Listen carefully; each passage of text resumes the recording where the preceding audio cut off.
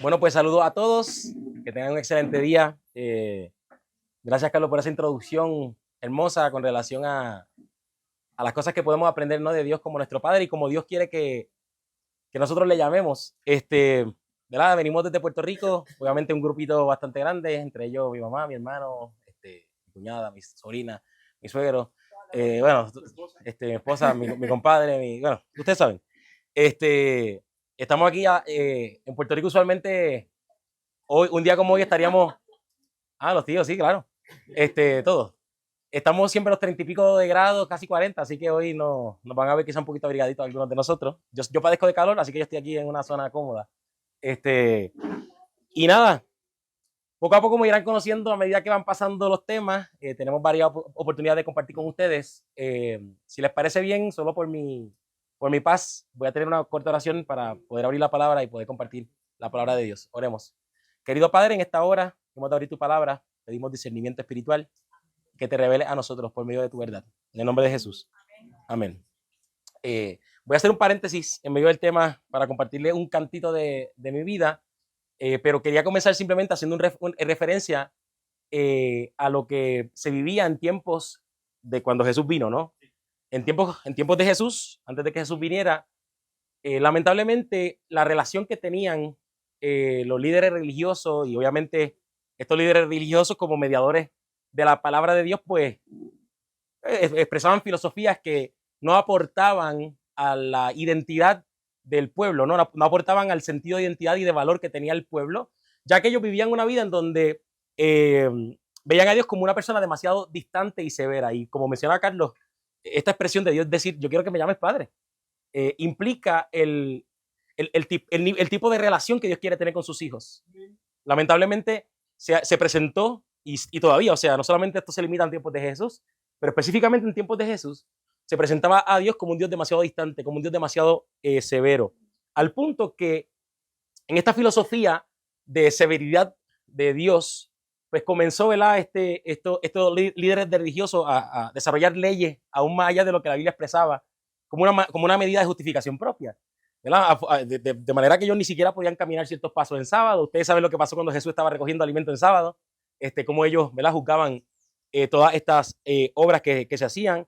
Juzgaron a Jesús cuando sanaba en sábado, porque ellos no podían concebir dentro de su idea de este Dios distante, de este Dios severo, que se pudieran hacer cosas como esa, porque ellos habían establecido un sistema de justicia propia en donde ellos tenían que hacer, o no hacer, para poder sentirse justificados delante de Dios. Insisto, una información, un concepto, una teoría de Dios demasiado distante, demasiado excelso, ¿verdad?, separado de nosotros.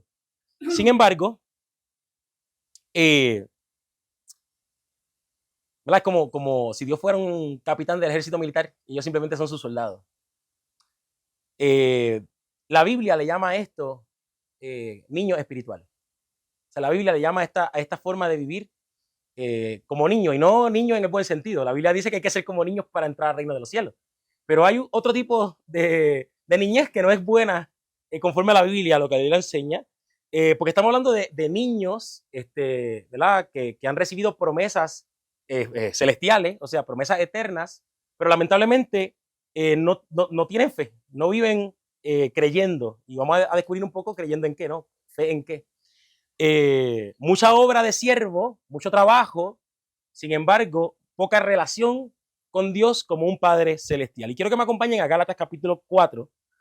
Este tema está basado en Gálatas capítulo 4.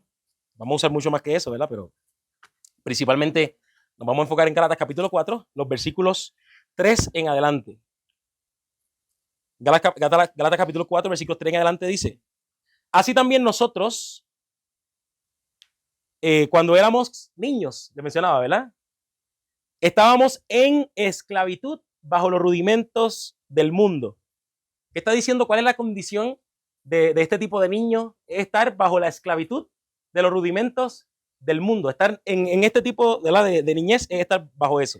Versículo 4 dice: pero cuando vino el cumplimiento del tiempo, Dios envió a su Hijo nacido de mujer y nacido bajo la ley, para que redimiese a los que estaban bajo la ley, a fin de que recibiésemos la adopción de hijos. Así que fíjense que aquí está hablando de que estábamos en esclavitud bajo los rudimentos del mundo, Y eventualmente en el versículo dice que Jesús vino a redimir a los que estaban bajo la ley. O sea, estar bajo la ley es estar en esta condición de niños bajo los rudimentos del mundo.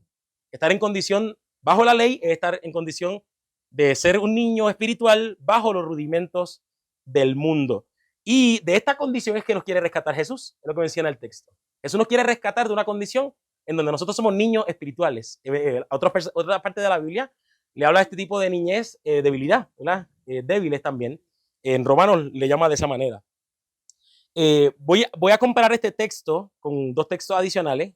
El primero está en Efesios capítulo 4 y versículo 14, para que entendamos, no son los únicos versículos. Si ustedes buscan referencias con relación a este tipo de niños, se van a dar cuenta que la Biblia lo menciona de diferentes maneras en varias formas, en varios versículos de la Biblia. Perdone, que tú sabes, yo estoy aquí descubriendo Colombia, entonces tengo que observar las cosas que se ven aquí también, por si acaso veo algo exótico. ¿Cómo se llama? Guacharaca. Ok, ya. Tipo de ganso. No. Un pavo, parecía un pavo. Sí. Tipo gallina, ok. Guacharaca, ok. Bueno, voy a leer Efesios 4:14. Mira lo que dice Efesios 4:14. Dice, para que ya no seamos niños fluctuantes, llevados por doquiera de todo viento de doctrina, por estratagema de hombres para engañar, emplean con astucia las artimañas del error. O sea, se le llama también a estos niños espirituales niños fluctuantes que son llevados por cualquier viento de doctrina. Hay otro texto que quise añadir, y sobre este me quiero enfocar principalmente, que es 1 Corintios capítulo 3 y el versículo 1. 1 Corintios capítulo 3, versículo 1, dice lo siguiente: de manera que yo, hermanos, no pude hablaros como a espirituales, sino como a carnales, como a niños. Interesante. Los niños espirituales son personas carnales. Ahora, ¿qué implica ser un niño espiritual? O sea, ¿por qué Pablo identifica en estas personas a quienes dirige esta carta que son niños espirituales? Mira lo que sigue diciendo. Os di a beber leche y no vianda, porque aún no erais capaces, ni sois capaces todavía. ¿Por qué? Porque aún sois carnales. ¿Y qué implica esto? Pues habiendo entre vosotros celos, contiendas y disensiones, ¿no sois carnales y andáis como hombres? O sea, Pablo lo que está diciendo, que todo profeso cristiano que vive en celos, en contiendas y en disensiones son carnales, niños espirituales que aún no pueden comer vianda y se les tiene que dar alimento de leche. Esto es súper interesante. Así que Gálatas, cuando Pablo le está hablando a los Gálatas, en lo que estábamos leyendo sobre estos niños que Jesús vino a redimir, que estaban bajo la ley, bajo la carne, bajo los rudimentos del mundo, niños fluctuantes que, a pesar de que, ¿verdad?, profesan tener la palabra de Dios, no están listos, tienen que todavía ser alimentados con alimento básico, con alimento de leche y no de vianda, para ser llevados y ser redimidos de esa condición de estar bajo la ley, de ser carnales. Así que hay una comparación, ¿verdad?, directamente de ser un niño espiritual con estar bajo la ley, con estar bajo la carne, bajo los rudimentos del mundo. Y es interesante porque Gálatas capítulo 4 está escrito, y también el capítulo 3, pero el capítulo 4, que es el que estamos estudiando, está escrito considerando el tema de la herencia. O sea, Gálatas capítulo 4 está hablando de la herencia, de los herederos. Y me llama la atención que, vamos a terminar de leer esos próximos textos de Gálatas capítulo 4 más adelante, pero que Dios no rechaza a nadie para que sea su heredero. O sea, a pesar de que hay niños espirituales y hay otros que son más maduros, que pueden comer vianda, hay otros que todavía son niños espirituales y tienen que ser alimentados con leche y todavía están como los niños, ¿verdad? En esas peleas de niños, esto es mío, esto es tuyo. Mi hija, ¿verdad?, va a cumplir 3 años pronto y de vez en cuando le sale, ese es mío, ¿verdad? Estas peleas que existen entre niños y que tienen que ser alimentados de poco a poco para luego ser llevados al punto. Me llama la atención que tenemos un Padre celestial que no rechaza a nadie como su heredero, sino que aquel que no está listo todavía para recibir la herencia, lo alimenta con leche, pero para llevarlo pronto a comer vianda también, a comer sólido. O sea, no lo está mencionando aquí desde una perspectiva de que voy a separar a los niños espirituales de los maduros espiritualmente para yo bendecir a los maduros y olvidarme de mi hijo, que son los niños espirituales. No. Yo quiero también darle herencia a los niños espirituales. Los quiero llevar a la condición de hijos maduros para el reino de Dios. Y es interesante, ¿no? Porque si nosotros vamos al capítulo 3 de Gálatas, que lo tengo aquí abierto, que, ¿verdad? Hay divisiones de capítulos en la Biblia, pero era un mensaje completo. Dice en este mismo contexto que no hay judío en el versículo 28, ni griego, no hay esclavo ni libre, no hay hombre ni mujer, porque todos son uno en Cristo Jesús. O sea, Dios no hace acepción de personas en cuanto a querer darte su herencia. Sea hombre, sea mujer, sea judío, sea griego, sea un niño espiritual o sea maduro espiritualmente, Dios quiere darte la herencia celestial que ha preparado para todos nosotros. Y es que, lamentablemente, como el hijo pródigo, muchos de nosotros nos conformamos con migajas de la herencia, rechazando, en este caso, el plan completo, pleno que Dios tiene para con nosotros. Hemos rechazado nuestra identidad como hijos de Dios, como mencionaba este hijo pródigo, ¿no? Se aparta del padre, no quiere nada que ver con el padre y eventualmente dice, yo no soy digno de ser llamado hijo. Y esa es la realidad de nosotros. O sea, los niños espirituales, esa es la realidad. Tomamos o asumimos esta posición de que me conformo simplemente con parte de la herencia, porque, oye, estamos respirando, tenemos comida. Eso es gracias a Dios. O sea, Dios es quien provee, como dice el libro de Hechos, capítulo 17, vida, aliento y todas las cosas.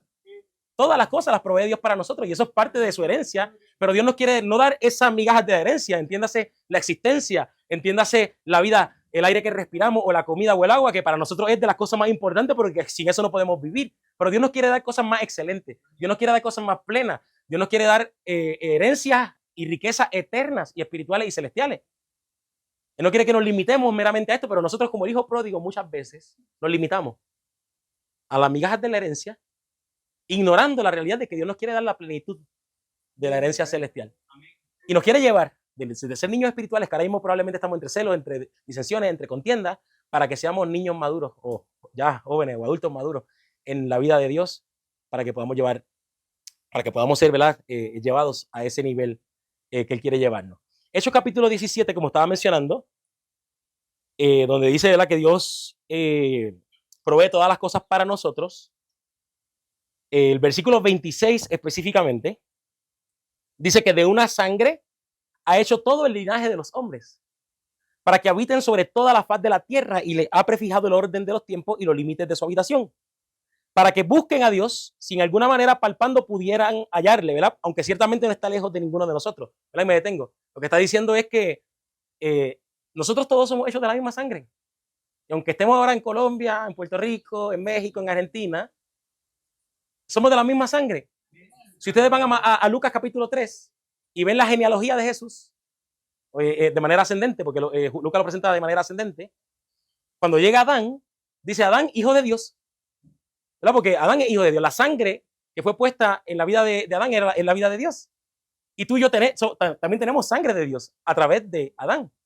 Y por lo tanto, como dice el versículo 28, que dice que en él vivimos y nos movemos y somos como algunos de vuestros poetas propios también han dicho, porque el linaje suyo somos. Somos su linaje, somos sus descendientes, somos sus hijos. Somos sus hijos.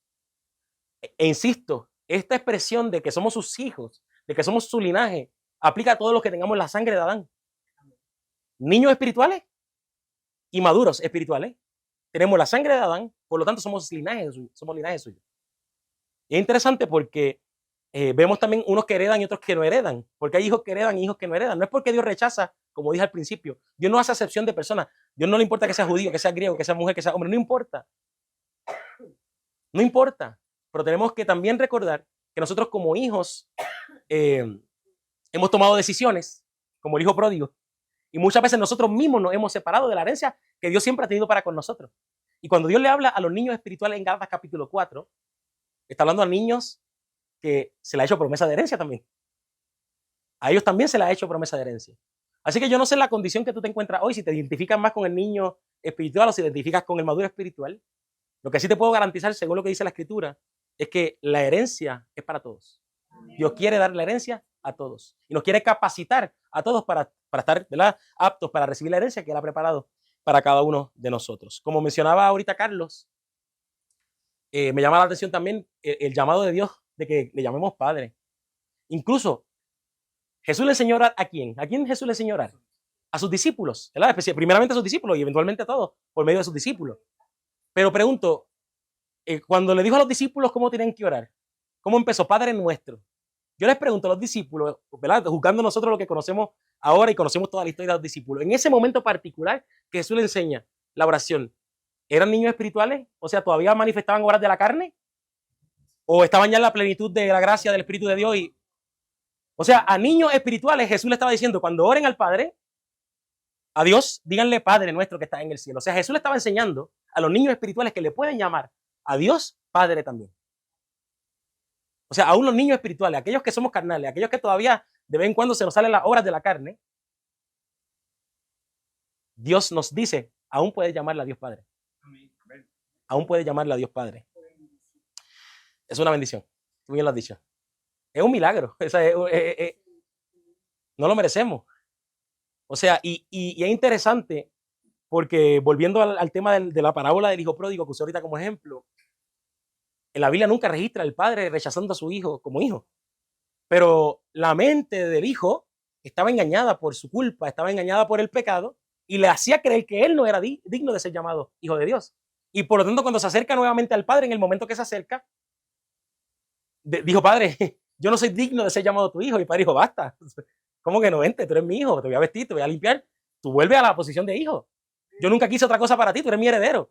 Aún habiendo desperdiciado la herencia, las migajas de herencia que fueron recibidas en ese momento, el padre lo devolvió a la posición de hijo. ¿Y sabes qué?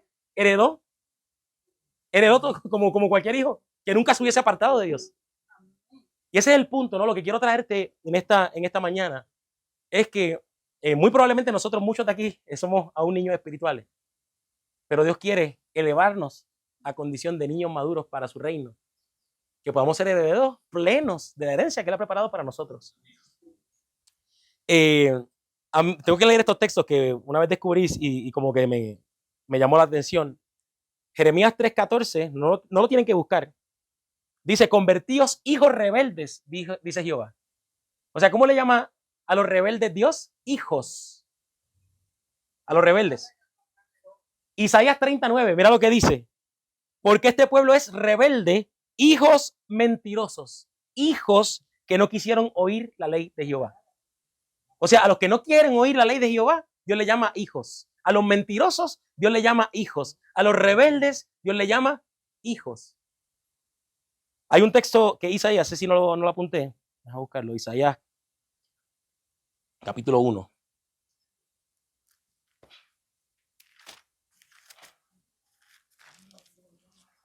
Mira lo que dice el versículo 2. Oigan cielos y escucha tierra, porque el Señor habla. Hijos crié y los hice crecer, pero ellos se han rebelado contra mí. El buey conoce a su dueño y el asno al pesebre de su amo. Pero Israel no conoce, mi pueblo no tiene entendimiento. Mira lo que dice aquí. Hay nación pecadora, pueblo cargado de iniquidad, generación de malvados. Aquí esta versión dice hijos corrompidos. La Reina Valera del 60 dice hijos depravados. Han abandonado al Señor, han despreciado al Santo de Israel, se han apartado de él. Rebeldes, mentirosos, depravados, hijos. Hijos. Hijos. Siempre hijos. E insisto, la Biblia está plagada de cosas de decir, no, ustedes no son hijos de Dios, son hijos del diablo, como dijo Jesús a los fariseos, ¿verdad? Pero no olvidemos que Dios no nos ha rechazado como hijos. Jesús está revelando que ellos rechazaron a Dios como padre, pero Dios a ellos no los había rechazado como hijos aún. Ni nunca. O sea, Dios no rechaza a nadie por mentiroso, por rebelde o por depravado, o por corrompido. Ahora, nosotros con nuestras decisiones podemos rechazar la paternidad de Dios. Y eso es lo que la Biblia menciona, que no son hijos de Dios. Porque no hemos aceptado la adopción que menciona Gálatas capítulo 4. Porque no hemos aceptado la realidad de que somos herederos de la promesa celestial. Pero no por eso Dios nos rechaza a nosotros como sus hijos. Dios nos sigue invitando a una relación de padre e hijo a cada uno de nosotros. Qué bendición, como dijo la señora, qué bendición que aún con nuestro pecado y nuestras debilidades Dios nos sigue contando como sus hijos. Volviendo a Gálatas, capítulo 4, estábamos allí.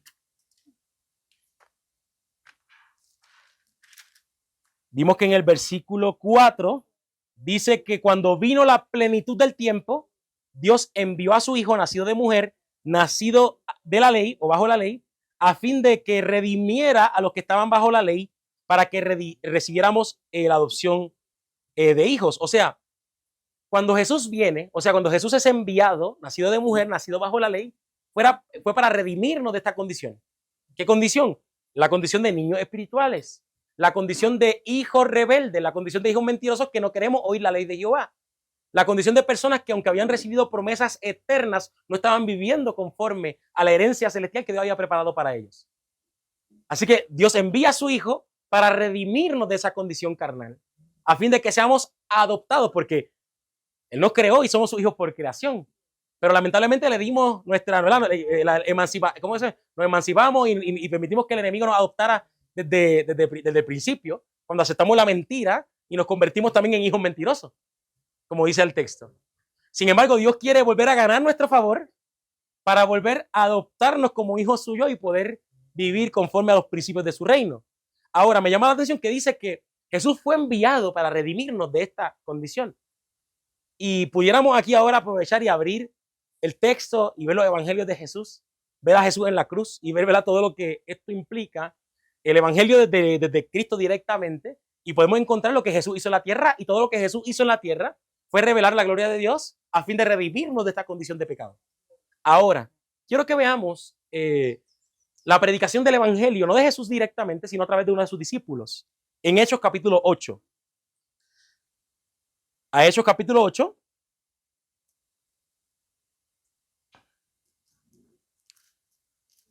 El versículo 4.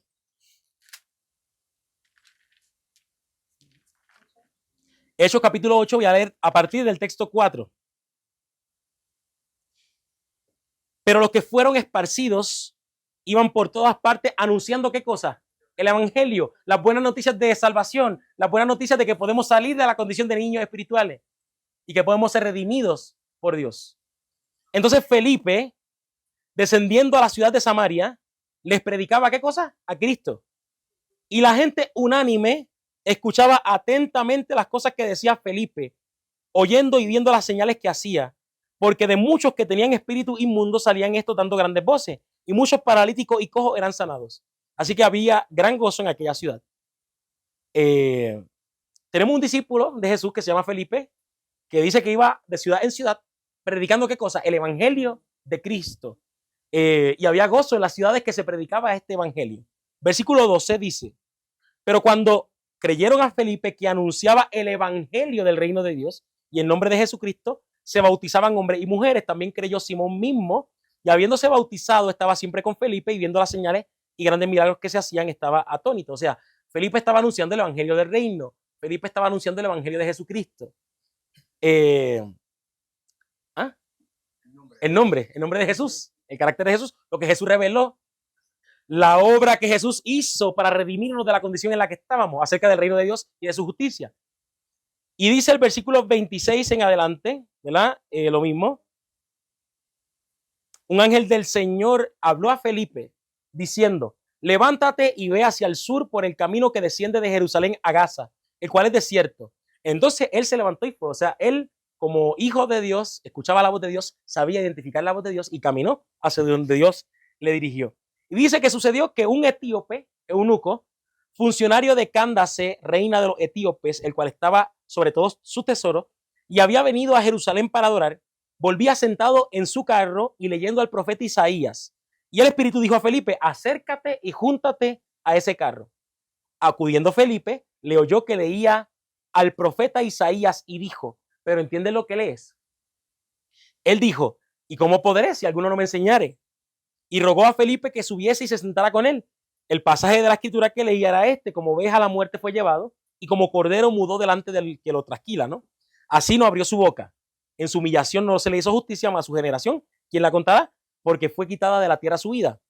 Y ahora estaba leyendo ese escrito, y dice el versículo 34 que respondió el eunuco, le dijo a Felipe, te ruego que me digas de quién dice el profeta esto, de sí mismo o algún otro. Y esa fue la puerta abierta que utilizó Felipe, ¿verdad?, para predicar. ¿Qué cosa dice el versículo 35? Entonces Felipe, abriendo su boca y comenzando desde esta escritura, le anunció el evangelio de Jesucristo.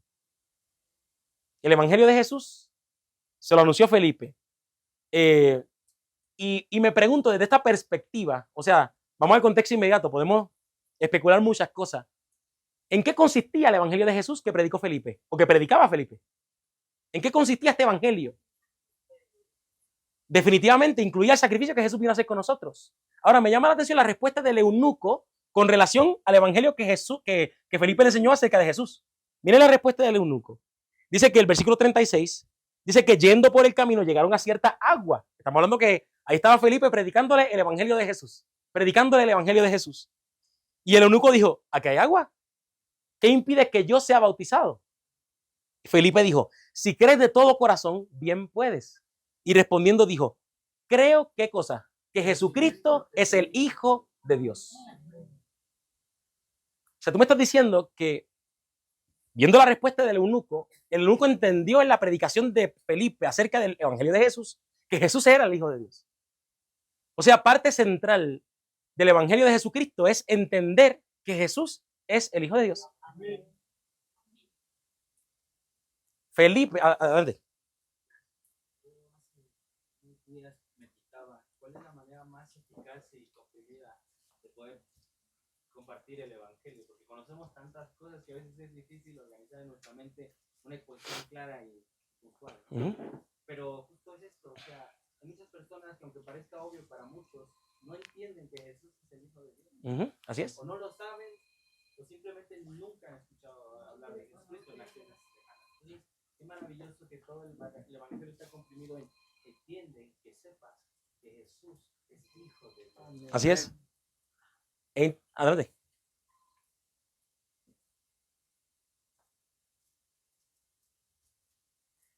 Creo que es a nivel mundial. Y siempre habrán vacíos en nuestra mente, ¿no? Lo digo porque le decía yo a Carlitos, cuando se va a leer un testamento, entonces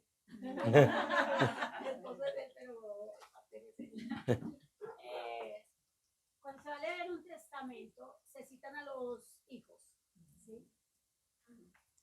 Y de hecho no se llaman hijos, se llaman herederos.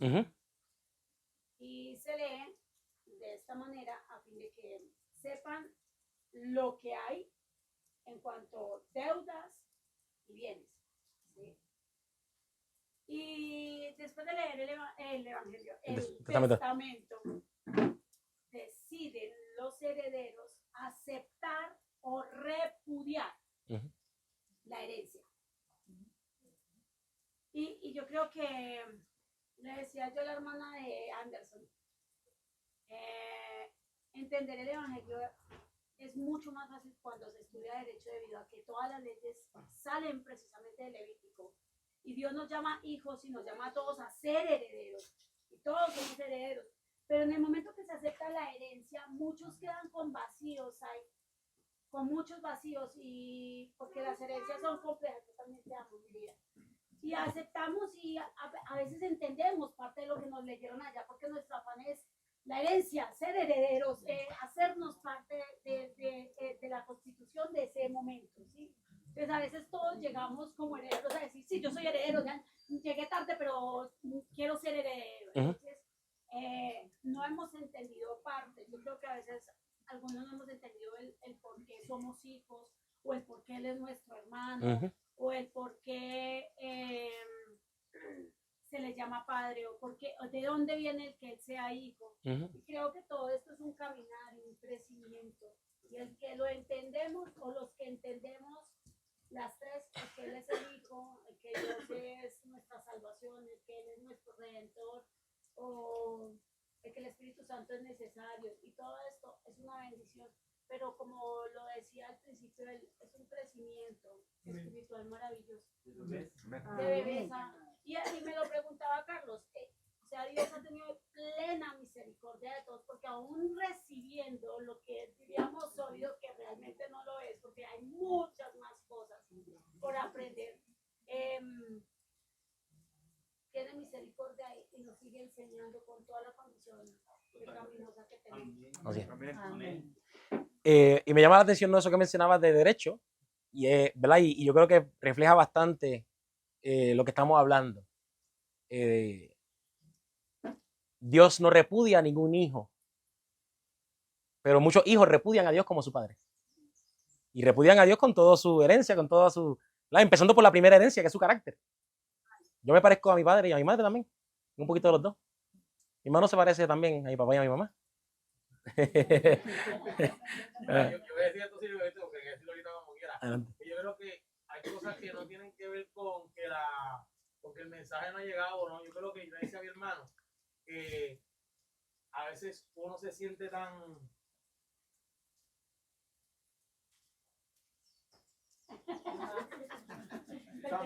porquería en la vida, porque uno comete tantos errores, y en mi caso particular, pues, es parte de... Y yo a veces soy como que el fuerte, el vacilón, y trato de llevar la pastel, digo, el chiste, la familia. Pero, respirando un poquito, para no llorar, a veces, a mí me hace seguir pecando y pecando y pecando cuando hago algo mal, porque no me siento suficiente para hacerlo bien. Y eso, pues, a veces uno se envuelve tanto que la lucha es bien grande. En resumen, yo creo que todos saben lo que tenemos que hacer. Pero estos 15 días aquí, para mí es un detox. Amén. Es una vida ajetreada, por decirlo de una forma u otra, que no me impide, o que me impide, porque yo no decido estar más cerca. Soy nacido en la iglesia, me sé las canciones, me sé los libros, predicaba, pero con todo eso decidí coger otro rumbo. ¿Okay? Y un rumbo que no me ha llevado para nada de un buen camino. Y ahora pues como que uno quiere eso. Y como quiera estoy aquí, allí tuve que trabajar, la gente me sigue envolviendo para yo no escuchar el tema, y estoy aquí, pero estoy pendiente. Pero a veces es eso mismo, la vida te lleva tan a la prisa que uno sabe lo que tiene que hacer, pero te envuelve, y cuando vienes a ver estás tan abajo que eres una porquería, por no decir otra palabra. ¿Sabes? Claro. Ya, con eso lo resumí, espero que me entiendan. Claro que sí.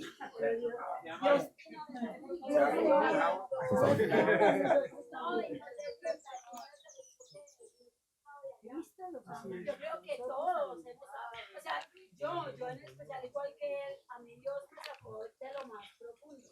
Y es para la gloria de Dios. Y ahora que es un privilegio, no es lo único, uno de los únicos que te va a desintoxicar. Creo que todos. Amén. Y yo lo digo gloria a Dios no porque la palabra nos confirma, como mencionaba anteriormente, lo que es la culpa, lo que es el pecado, lo que es la carne, nos engaña. Nos engaña. Y un engaño que hasta nos pone en duda si en realidad somos dignos de ser llamados hijos de Dios. Y justo este tema de esta mañana busca recordarte que a pesar de tu rebeldía, Dios te sigue reconociendo como un hijo suyo.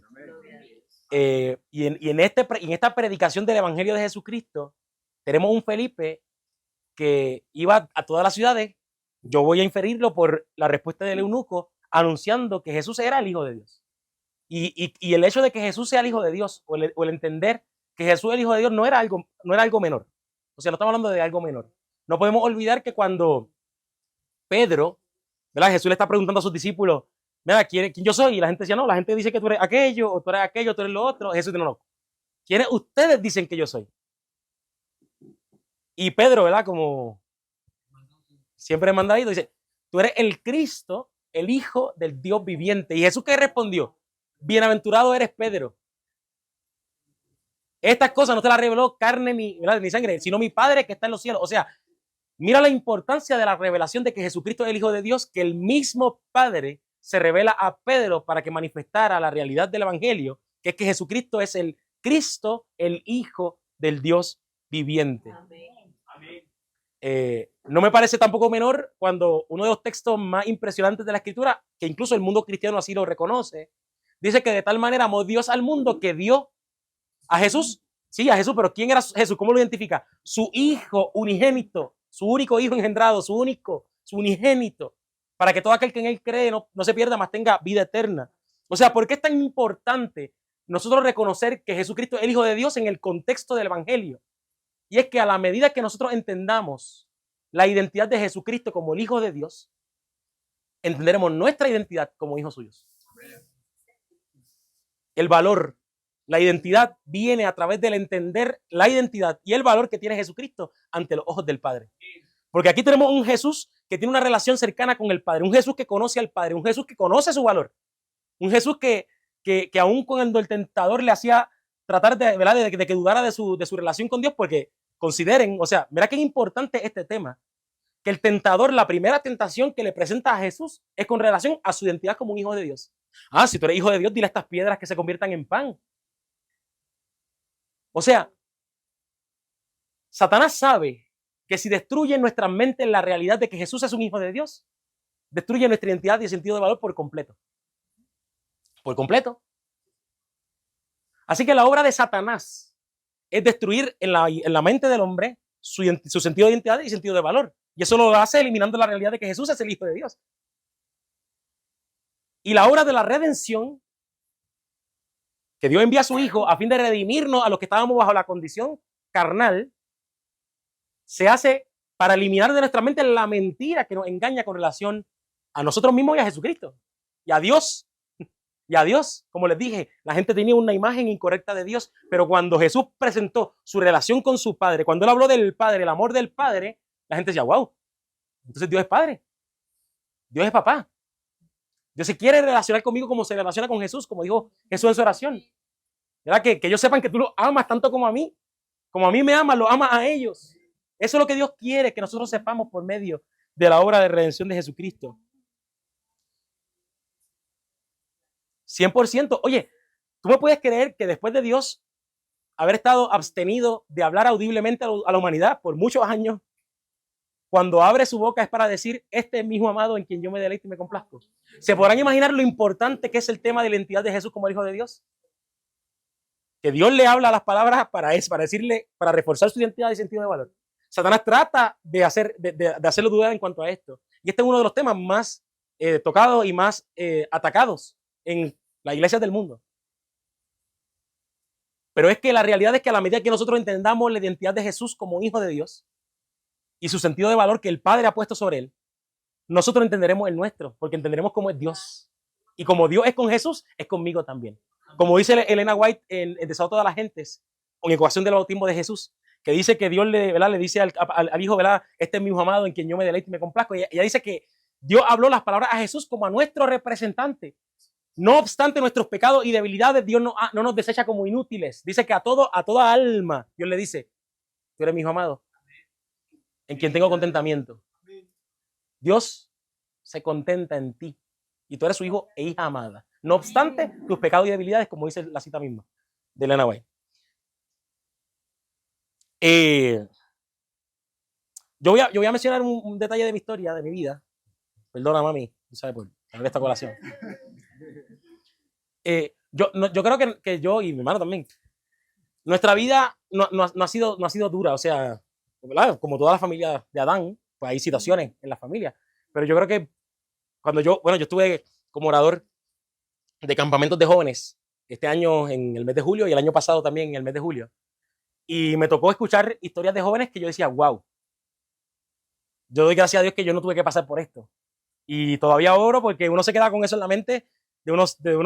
Yo tengo una joven de este año, no del año anterior, que yo oro por ella y siempre me he preocupado por su vida. O sea, situaciones muy complicadas. Y cuando yo escucho estas situaciones, yo digo, wow, yo viví una vida, tú sabes, relajada.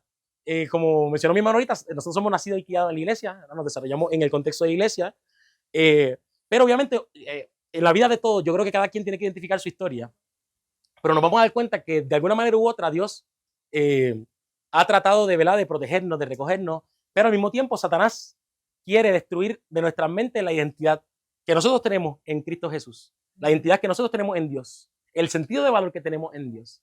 Y en nuestra familia, pues yo podría identificar que uno de los eventos que más marcó nuestra familia y que eventualmente eso marca a los hijos, etcétera, tiene que ver con el proceso de divorcio.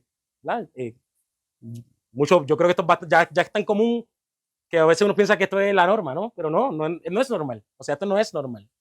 Y yo recuerdo que, y by the way, el proceso de divorcio de mis padres, como lo dije, super light en comparación con procesos de divorcio que yo he visto de otros jóvenes. Al punto de que yo no me enteré de muchas cosas. Yo me enteré ahora de grande, porque ellos sabían manejar las situaciones entre ellos, incluso, ¿verdad? Manejaban todo en secreto. Yo no escuché discusiones entre ellos, gracias a Dios. Pero yo recuerdo ese día, ¿no? Donde estábamos en la terraza de casa y nos tocó salir de la casa, ¿verdad? Vamos a recordar todo que nos vamos. Ese día, y ese evento uno se queda como que, como que nos vamos. El tener que buscar otra casa. Y uno con 13 años, como que otra casa. Y papi, ¿por qué no? ¿Sabes? Son preguntas que uno se hace, ¿no? Y obviamente, en la experiencia de ser un hijo de divorcio, y ahora pues entender este tema de la identidad de Jesús como el Hijo de Dios, me enseña mucho de lo que el Satanás trata de hacer en las familias, que es destruirlas. Porque tenemos que comprender que el modelo divino de Dios, o sea, aplicado en nuestro reino terrenal, o sea, el tipo de lo que Dios quiere que nosotros veamos del reino celestial, es la familia. Dios crea un reino familiar. Dios crea un reino familiar porque Dios es un Dios familiar. Como estamos viendo, Dios es un padre. Cristo es su hijo. Nosotros somos hijos de Dios también, por lo tanto, Cristo es nuestro hermano. Y Dios ha creado al ser humano de manera que se pueda relacionar de manera familiar. Por lo tanto, lo primero que va a buscar Satanás es destruir las familias. Destruir las familias. Y estos problemas de niños espirituales, celos, contiendas, disensiones, no se limitan únicamente con terceros. O sea, en nuestra familia hay celos, en nuestra familia hay disensiones, en nuestra familia hay contiendas. Y esto es parte de lo que Satanás quiere hacer para destruir de nuestra mente nuestra realidad de identidad y de sentido de valor. Mira, y mencioné que pude ver la mano de Satanás tratando de destruir la familia, pero también la mano de Dios. Nosotros tenemos un primo que es John C, que es un ángel de Dios, que todos los sábados nos sacaba de la casa y yo no sabía por qué, pero eso era todos los sábados. Y ya yo me di cuenta que era para distraernos, que no nos diéramos cuenta del proceso de divorcio que estaban pasando mis papás. Y todos los sábados nos íbamos por, los que vayan a Puerto Rico algún día, están invitados, tenemos el viejo San Juan. Y eso era fielmente todos los sábados por la noche. Llegábamos a la entrada de lo que nosotros decimos, ¿verdad? Nosotros damos la vuelta al bobo, porque es darle la vuelta a todo el viejo San Juan sin bajarnos del carro. Es subir, verlo todo desde el carro. Y eso era una rutina, eso era un ritual. Todos los sábados cantando una canción de David Bisbal. Esa es la forma, ¿no? Y cantábamos bulería todo ese camino. Y bueno. Y yo me di cuenta que eso era, ¿verdad? Con su defecto, era la forma en que Dios estaba buscando la manera de que nosotros dentro del proceso fuera lo menos dañino posible. Y Dios nos rescató. O sea, yo siento que Dios me rescató. Yo siento que yo soy valioso ante los ojos de Dios. Yo siento que yo soy un hijo de Dios. Gloria a Dios por eso. Así es. Y es interesante, ¿no? Porque en todo proceso uno busca refugio en cosas que no son plenas. En cosas que no son plenas. ¿Verdad? En mi caso yo fui bastante retraído. ¿Verdad? Me llevó a retraerme, pero obviamente eso tiene otro problema. Entre videojuegos, pornografía, hay gente que se refugia en la comida, hay gente que, ¿sabes? Hay muchos pecados que uno se refugia y es como... Y tiene que ver con el sentido de falta de valor, de falta de identidad. De falta de identidad, de falta de valor. Y como mencionaba, Satanás busca destruirnos. Busca destruir lo que es una buena familia en nuestras mentes. Porque si destruye el modelo familiar, siendo el reino de Dios un reino familiar, podría destruir en nuestras mentes la imagen de Dios. Ahora, gloria a Dios porque la Biblia dice en Romanos 8:29, porque a los que antes conoció, también los predestinó para que fuesen hechos conformes a la imagen de su Hijo, para que Él sea primogénito entre muchos hermanos. No, somos predestinados a ser conformes a la imagen de Jesús. Por lo tanto, si de nuestras mentes se elimina la realidad de que Jesús es el Hijo de Dios, que es lo que hemos estado mencionando, se destruye nuestra referencia, se destruye aquello a lo que Dios quiere llevarnos, a la realidad de que somos hijos también suyos. Como dice Juan capítulo 1, versículo 12, a todos los que le recibieron, a los que creen en su nombre, les dio la potestad de ser hechos hijos de Dios. Y quiero finalizar con Gálatas capítulo 4, el versículo que estábamos estudiando, los versículos que faltaban. Gálatas capítulo 4, dice el versículo 6 y versículo 7.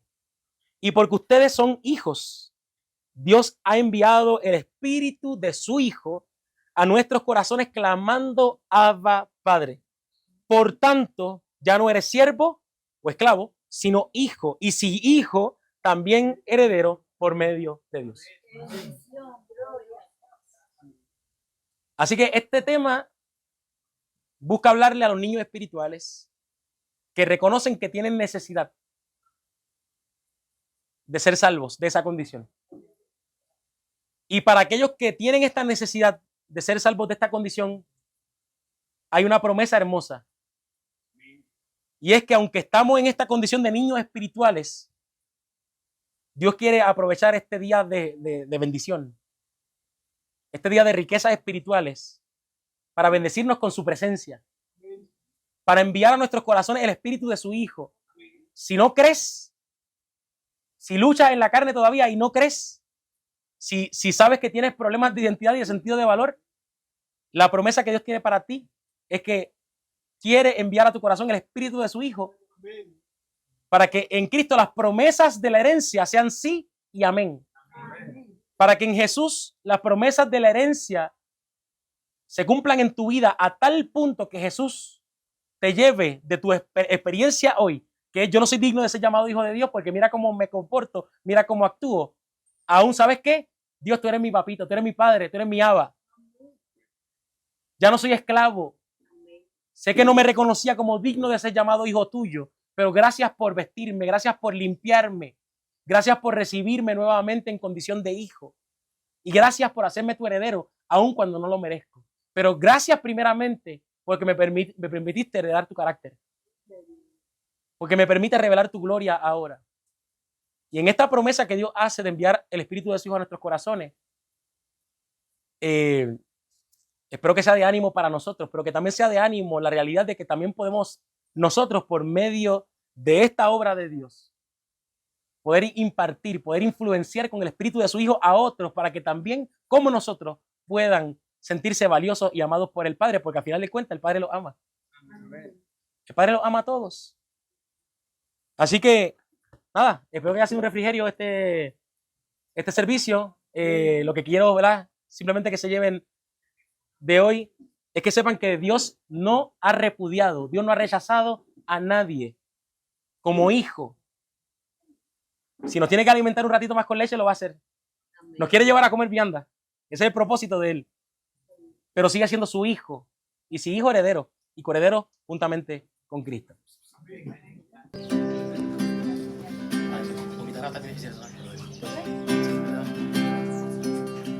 Hijo de Jehová, me quedo sin palabras cuando entiendo que sin ti mi sustento ha de cesar, pues no son mis propias fuerzas ni mi forma de pensar.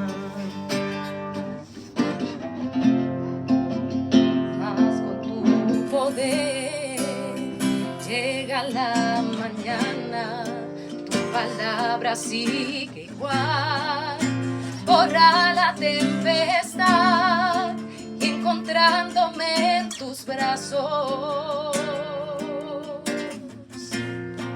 solo te puedo adorar, precioso de Israel. Quiero ser tu ofrenda, vivir en santidad, amarte en verdad.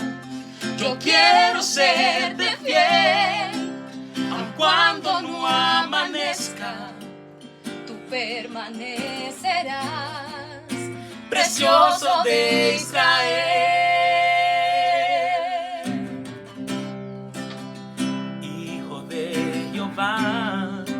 Me quedo sin palabras cuando entiendo que sin ti mi sustento ha de cesar, pues no son mis propias fuerzas ni mi forma de pensar. descansar. Mas con tu poder llega la mañana, tu palabra sigue igual, borra la tempestad y encontrándome en tus brazos, solo te puedo adorar.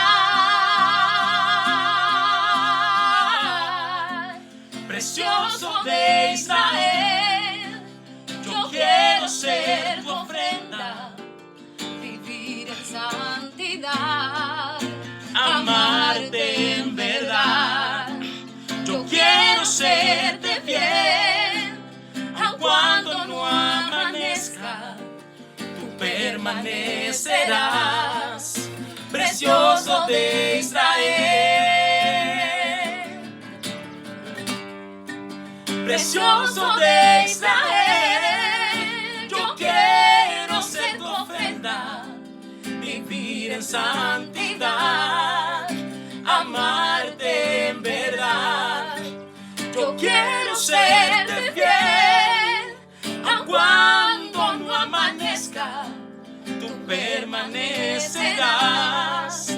Precioso de Israel.